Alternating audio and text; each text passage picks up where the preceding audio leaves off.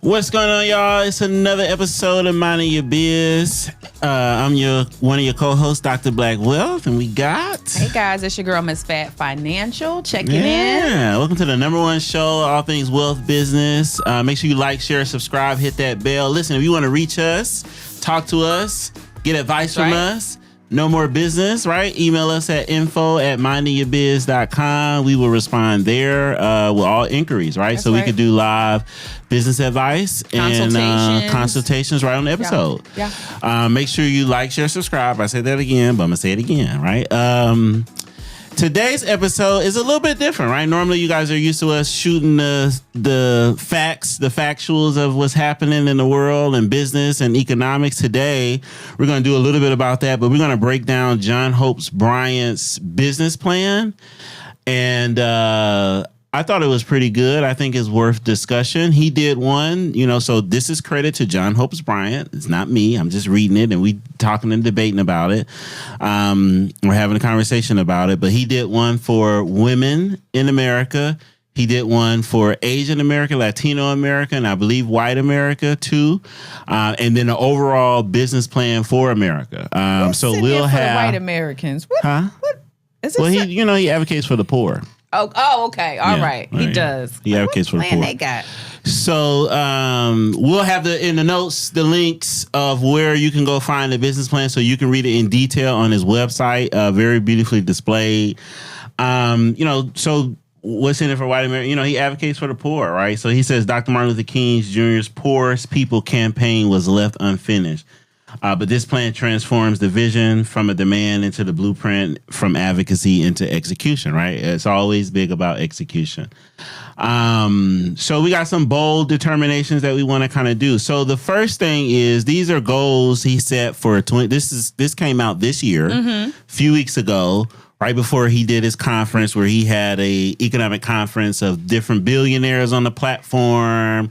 You guys see the recent interview he did with the Breakfast Club. That's a part of that. Charlamagne the God is on the advisory board and all that stuff. Credit can help change your economic situation. Like and John Hope Bryant, I don't have no...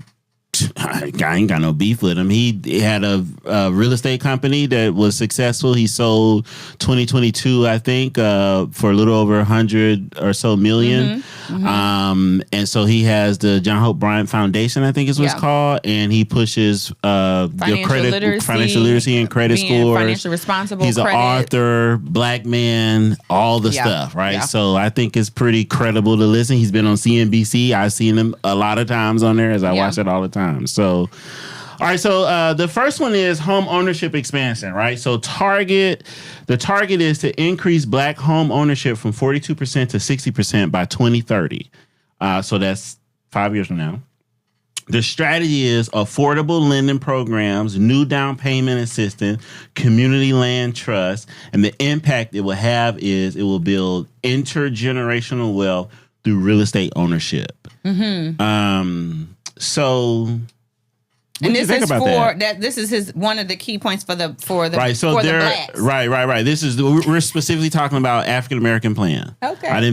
I'm not breaking all of them down. No, if you want to read sure. all of them, just go to the site. I read them. I think they're pretty good. I think home ownership has always been a key factor to help build wealth. I think some people are subjective about it, like, oh, don't buy a home, buy a multifamily, do this, do that, you're getting in debt. I think home ownership has been a way to an easy entry into building wealth as home ownership. But I think when you say, I think that's for all people. I always go, well, how do you implement such a thing? I think the strategy is the affordable lending programs, new down payment assistance, based on community land trust. On your color, based on being black. What you mean? Because it's for black, so you would have lendings, money carved out for black people. Well, I mean, that's a good question. I mean, I guess it's debatable, but I'm not assuming each strategy is broken down by race. It's just by race is all these are the plans that you need to do to improve our economics altogether. So if they do an affordable lending program, this got to be in comparison with some type of nonprofit or the government to help do banks to help give affordable lending. Right. A new down payment assistance, that's definitely either government or some type of state or local program. And community land trust, that's got to be you investing into community land trusts or the community land trust is helping you get home ownership. So he's like, let's expand it. Let's get more Black people in homes. Right. And so I think I love a plan, but the execution of a plan is where we have an issue in this country. Yeah. Yeah, he lays it out like that. I mean, because the plans are great. I think most people know how to create wealth for groups and pockets of people who are marginalized, right? Because that's how you expand this American dream. But I think the current administration is not going to allow, it's giving DEI.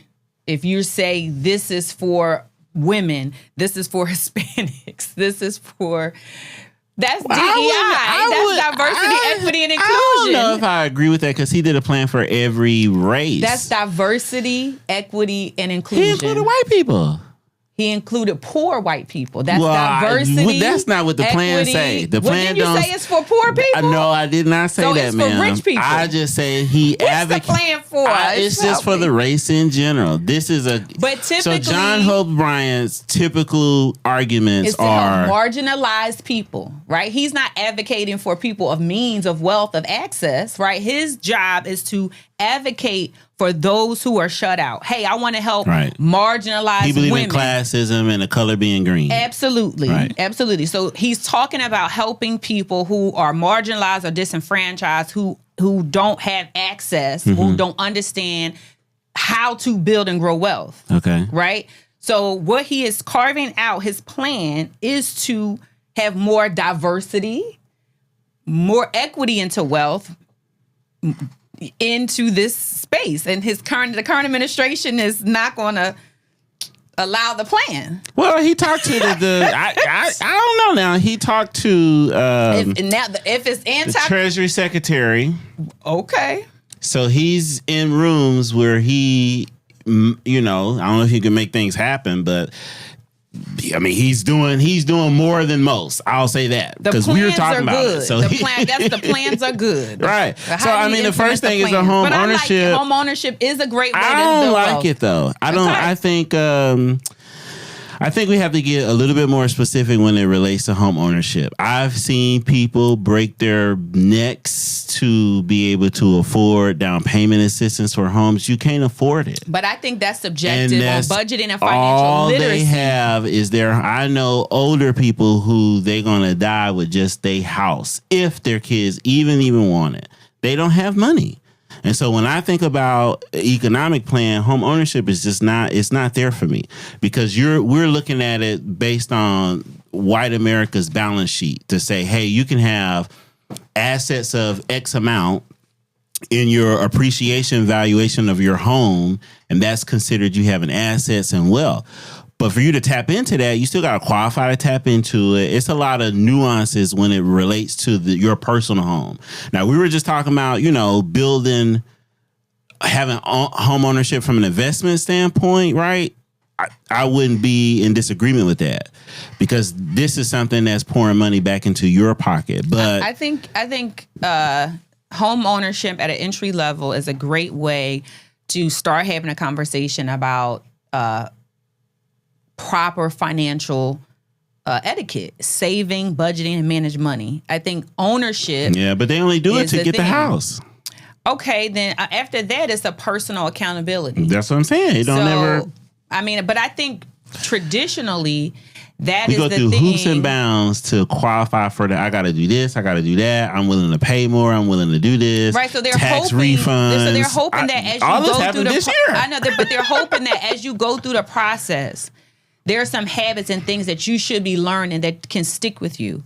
Right. Financial literacy and budgeting is not a thing that people are learned in school from the time that they're 5, right? It's a crash course by the time you finish college to figure out how to manage and budget money. Yeah. And those who get it do really good with it, and those who don't, unfortunately, have to burn a few bridges before they get it. But I like home ownership, some type of ownership. You got to put your money in some place that's going to grow for you. Yeah. And so you can't, unfortunately, a car is not the great thing. If you want to buy land, if you want to buy a multifamily, if you want to be more savvy, that's great. But the first barrier, I think, in growing wealth is home ownership. Yeah, no. Okay.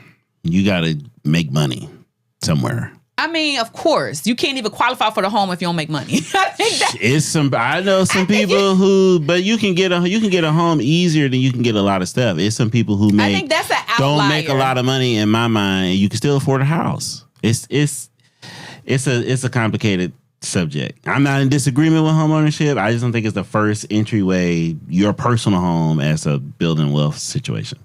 Okay. The second thing he got on here is entrepreneurship and small business. Now, y'all know him with that. So this is a small business growth, actually. So the target is double the number of Black-owned businesses and their revenue by 2030. Double the number. This strategy is expand Black-owned venture capital, increase procurement contracts, and establish a $100 billion funding pipeline. The impact is it will strengthen Black business ownership and job creation. This should have been the first thing he said. It's with a triple star. I mean, it's quad star. It's number 2. Right. I don't disagree. Right. I love it. I think right. Because the truth is, you got about 80. You got somewhere between 70-80% of Black or small businesses, but for sure Black, that are really kind of you sole prop. You may have it's just you, and I would still consider that even if it's just one more person, right? I mean, I think if you can't afford to have a C-suite executive C-suite, or you can't afford to do healthcare insurance as a corporate, then you're a small solo business. You know what I mean? Yeah, like the because you can define it. To define it. Yeah. Because what the purpose is to create job creation, but not you can't low pay wage. Taxes. No, for sure. But I think it's the low wage jobs. No, for sure. You know what I mean? That as a Black collective, if you can only provide low wage jobs, then we have some more steps to climb. You know what I mean? No, and the strategies going about it, that's the reason why I like it, because number one, the first thing is expand venture capital, right? This has been my argument from the beginning. You need more investors to create more jobs. But typically it's the funding and the access to money. So when we think about job creation, we think about building a business, there are people and places who have great imaginations and great thought processes that want to start a thing that can change how we do business, right? Not another, to me, a service-based business. I don't think we need another, no shade, no tea, but I don't think we need another cream, lipstick, eyelash, like business. We need something revolutionary, game-changing the way our ancestors did when they created the cotton gin, when they give people opportunity and space to be innovative and fund that thing, I think is where we could win. I think, when we talk about sustainability moving forward, what do we look like moving forward as a company, as a people, as a culture? Invest and fund that thing. I think we're done with personal services and hair care and stuff. I think, no tea, no shade. But I think we need to move into industry leading things, automation, energy, gas, manufacturing. How can you make robotics? What's the future look like? Mm-hmm. Invest in the future. Yeah, you definitely need more. You need more investors, period. Right? The pool is open. Forbes dropped a list, and they have 23 Black billionaires in the world that at least made the list, right? Mm-hmm. 23 in the world of a list of over 3,000 billionaires. You have a few of them in Africa that has tech companies and I think oil in oil. Mm-hmm. You have, then the rest of them will be in America. Out of the people that's in America, You have a couple of them who have private equities. That's Robert Smith and the other guy. I always forget his name. But anyway, the other guy. The rest of them are entertainers. Right. Which means that our investment doesn't go into education. That's what I'm saying.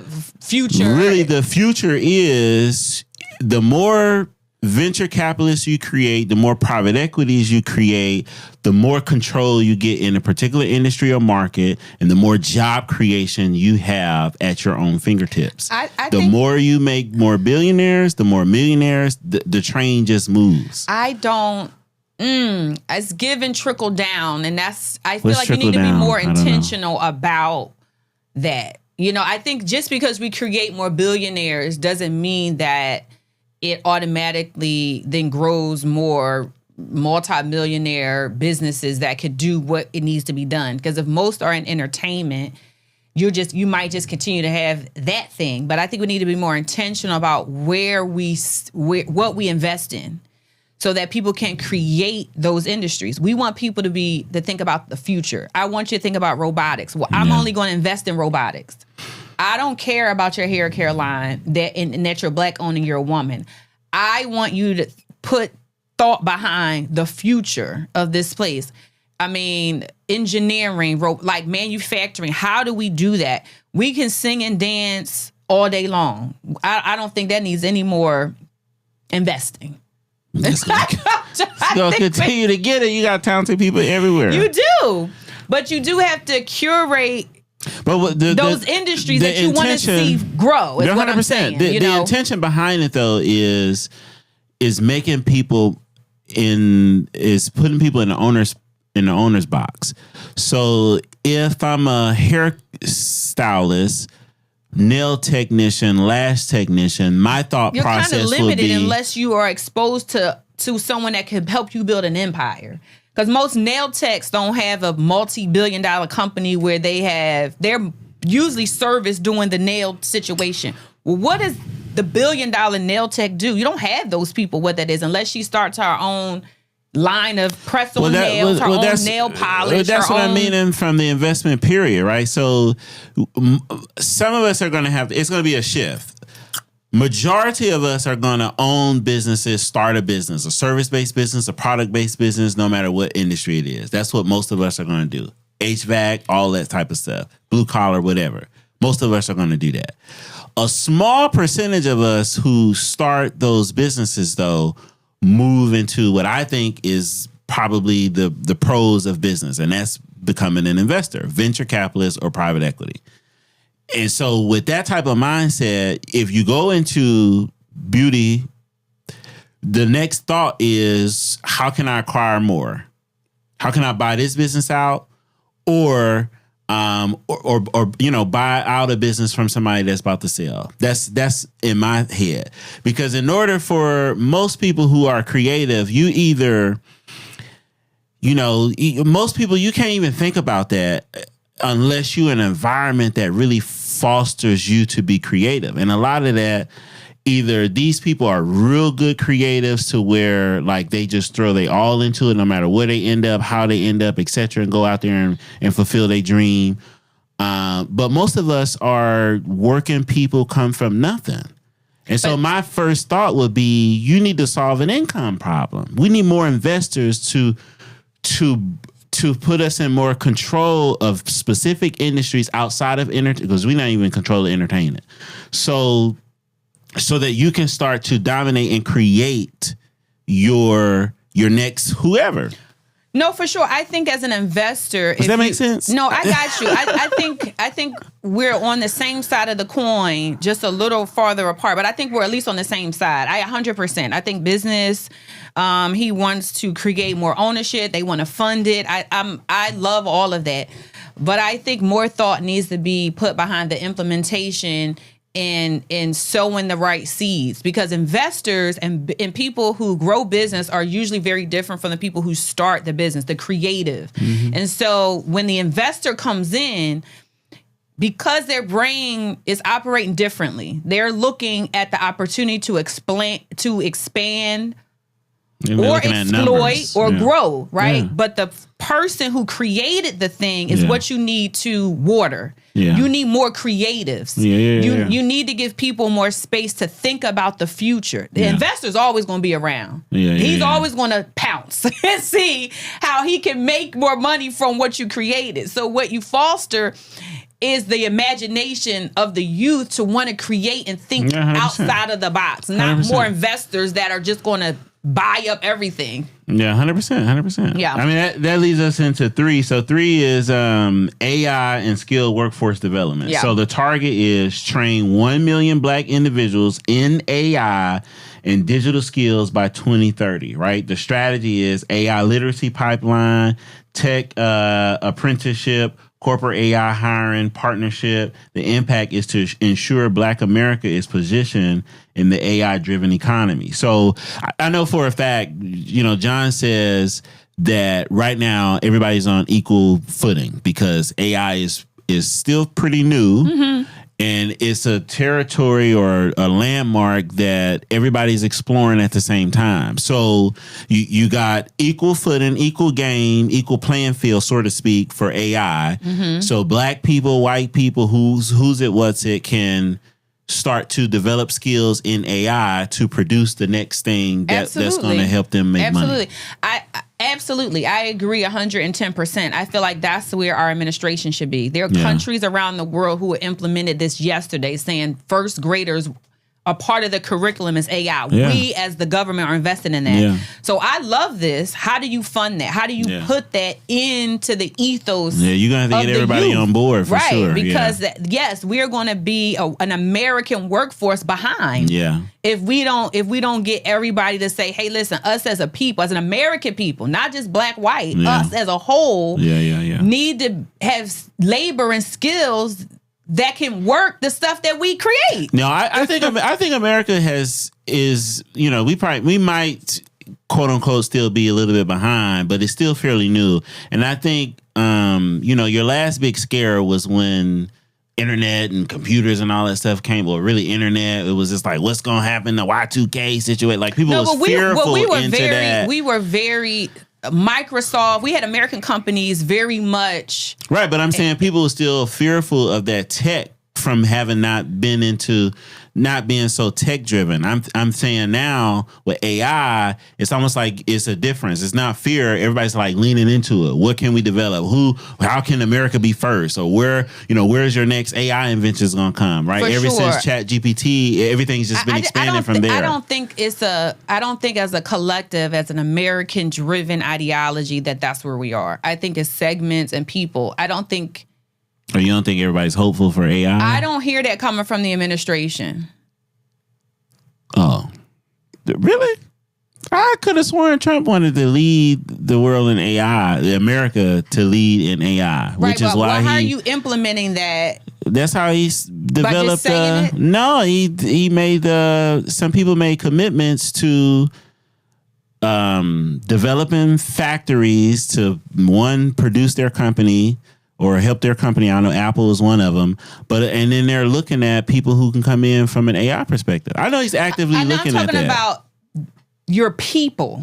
How do you get them ready to be a workforce? Okay, if the companies come, who are the people? Oh, you're saying like government-backed curriculums in schools? Absolutely. That's how you prepare the people. Even if you have a company and you say, well, I'm going to do my company here in the U.S. Well, it's not time for that yet. America, that's how the government works. The people grow up. So if you start with first... It's not time for that. Look at history. I'm confused. Manufacturing. No, I'm not saying... You're going to wait until the company comes and that's what they're going to do. No, I'm not saying I'm in agreement with it. I'm just saying that's their track record. That's why I said I don't think about see manufacturing. It as a whole. Manufacturing was here. Then schools was developed around the manufacturing day. They needed workers. So they're gonna bring all their people in. Me and you, we're gonna come in, we're gonna dominate AI for whatever that means, right? Then now you need the people to work the system after you done develop it. No, they're going to keep using those SB1 visas and bringing the Indians and Chinese in so that the American people can be upset. No, instead of that, you teach your people. You invest in your people. Yeah. So you say, but just don't rely on the government to do that. Oh, I don't think that's I think we should have learned by now to rely on the government less and less and less every year. I would agree, but this is a... So you want to lead AI... As an American, we're Americans. 100%. If you say American first, then invest in Americans. I don't disagree. Oh, okay. Yeah, I don't disagree. I just don't think the government is not your friend. They're not going to do it. They're not going to do it. All right, so the fourth thing on the list, y'all, is financial literacy, wealth creation. Target is to increase black credit scores to an average of 700 plus nationwide. Because the average black person has a score of like a 620. So if that's average, you got most people below 620. Y'all know how averages work. Strategies is to financial education, debt reduction program, capital access expansion. The impact is to strengthen the economic resilience and investment capacity. I agree with it. I mean, you need credit. I don't know how you want to look at it. Capital access expansion. I do like financial more literacy. money moving. That means you're gonna be able to get approved through banks because your credit score is higher for home ownership, which is the first thing, and probably loans. The first thing is financial. I love the financial literacy piece. Yeah. I think it's very difficult to help people understand money management and budgeting is not a poor people's sport. Wealthy, rich people budget and manage money.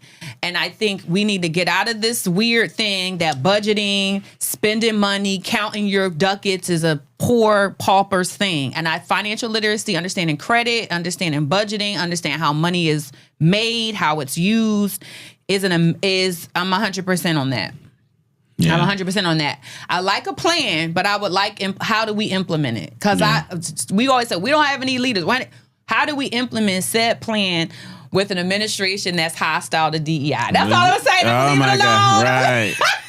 Leave it alone. I like a plan. You're not going to do it with the government. But Leave them alone. Leave the government where they at. You ain't going to get no help. We don't need help from them. But if they are aggressive and hostile against it. So if me and you start a company, they're going to come in and be like, it's anti-Christian values. No, they not. Okay. Ain't nobody coming in nowhere. No worries. All right, the next one is capital access and investment growth. The target is direct $1 trillion in black investments into black communities. The strategy is leverage CRAs, CDFIs, private sector capital, launch black-owned investment funds. The impact is creating and enduring economic foundations for generational wealth. This is a good plan. I don't think the average black person might be able to understand this, but I think it's a good plan. I love the plan. I do. I like it. You have no fights about it. For me, I'm a person that if you got a plan, let's try it and figure it out, right? We're not going to fight over what's first, second, and third. Right. Let's go for it. I mean, but he laid the plan out, which is better than what we have seen. And that was the last strategy. It was better than what we have seen. So now it's like, take it. He got his committee. And he's implementing. So I don't think he's not implementing. Does he have right? So the implementation strategy timeline is January through March. January through March. So we're in this is the first session. Right. I mean, the first. Finalists of 100 black leaders confirmed. They had a pre-meeting briefing with the leaders. April 4th was the meeting he had. Was the first 100 meeting. Network session, no media. They draft a plan. Leadership, basically formed the plan. Right. June through December is the public launch of the plan with expanded stakeholders, Fortune 500, AI leaders, government. He's bringing everybody to the table. So June to December, which is the last half of the year, the third and fourth quarter. It's the launch of it, the tracking of it, tracking the commitment, the progress, and the implementation. So the launch, and when we said we're launching the plan, because right now he's getting the investors. Right now he's getting people committed. Government on board. He met with the Secretary of... and they committed to the plan. Right. And they're doing what? They are implementing the plan. So they're going to go out and they're going to launch it, or, publicly announce it. And they putting the implementation in place. So I don't know if he's going to use his foundation to help, with the financial literacy. Like, I want to know what's the tangible. Oh, you think it's like school? Like, what is it? Yeah, I don't know yet. Because, it sounds like talk. And I get it. because you got to get buy-in. You got to get people to buy in. So you have to do a little promo. You got to like, hey, this is what I'm doing. You got to get people to buy in. But what is what is the tangible thing? Is it a magnet school? I don't know. Hopefully he uses nonprofit. Is it curriculum inside schools? And some of this stuff he's already doing. So I think he's just making like a national headway. Like, hey, here's what we're going to do. Yeah, I need the thing. How are we doing the thing? Yeah. But kudos, man. John Hope, you did good, man. I like it. I think it's a great conversation at the dinner table. You know, I come from no financial literacy.